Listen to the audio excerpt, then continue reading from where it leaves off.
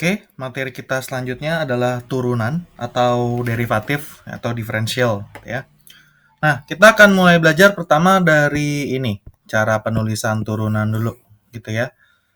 Jadi eh, kalau ada fungsi, ya fungsi itu bisa dua ditulisnya. Bisa fx begini ya, bisa juga y begitu. Nah, gimana sih cara nuliskan turunan itu? Tuh ya. Cara nuliskan turunan itu ada dua versi yang paling sering dipakai. Yang pertama ada versinya Lagrange, ya. Lagrange notation dibilangnya kayak gitu biasanya. Lagrange notation, ya. Terus satu lagi itu versinya Leibniz. Nah, kita akan lihat ya bedanya apa. Leibniz. Tapi dua-duanya boleh digunakan, ya.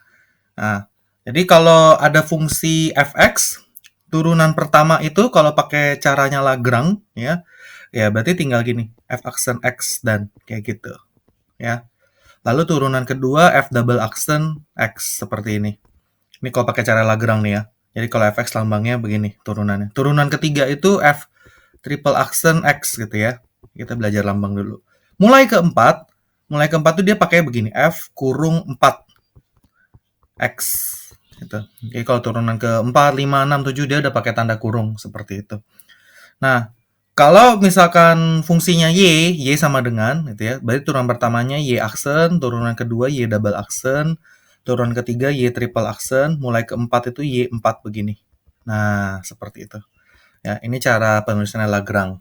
Tapi kalau mau pakai cara penulisan Leibniz juga boleh. Jadi kalau turunan pertama versi Leibniz itu gini, dfx per dx. Kayak gitu. Kalau turunan kedua d kuadrat fx per dx kuadrat. Ini dihafal aja ya, maksudnya ini cara penulisan aja. Ya, biar kita familiar. Kalau turunan ketiga d pangkat 3 fx per dx pangkat 3 gitu. Ini karena nggak muat ya, ini sini ya. Kalau ini d pangkat 4 fx per dx pangkat 4. Nah, sama. Kalau ini dy per dx kayak gitu ya. Kalau turunan pertama, kalau fungsinya y, ini d kuadrat y per dx kuadrat gitu ya.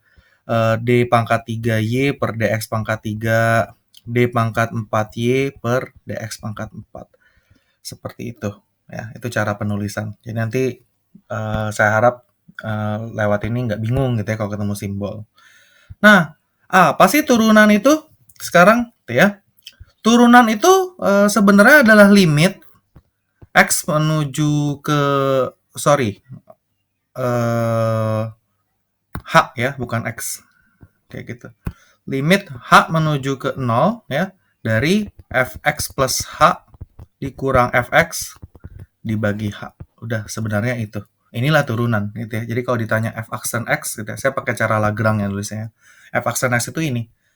Tuh. Jadi sebagai contoh dia minta tentukan turunan fungsi dari ini fx sama 3x ya. Kita buat. Berarti kalau mau kita jawab ya, kita buat nih. Kalau fx kan udah tahu katanya 3x. Kalau fx plus h apa? Kalau kita belajar fungsi dulu ya tinggal diganti aja x-nya jadi x plus h begitu ya. Kita substitusi. Atau 3x tambah 3h lah kalau mau kita jabarin. Ya. Kemudian kita kalau substitusi ke ini habis itu let me write this ya.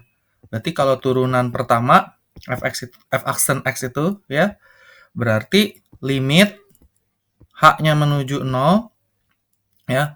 Fx plus h tadi ya kalau lihat rumus di atas yang ini nih ya this one. Berarti yang ini fx plus h ya. 3x tambah 3h dikurang ya 3x dibagi h. Ini berarti limit h menuju 0 3x kurang 3x hilang, jadi tinggal 3h per h. H bagi H bisa saling menghilangkan satu sama lain ya. Sebab kalau disubstitusi nanti 0 per 0. Udah. Berarti limit H menuju 0 3. Ini jawabannya 3. Inilah F aksen X. Jadi itu turunan ya. Ini yang disebut turunan tuh makhluk seperti ini ya. Ilmu terusannya dari limit begitu. Ya, dan ini sangat powerful, sangat banyak gunanya. Kita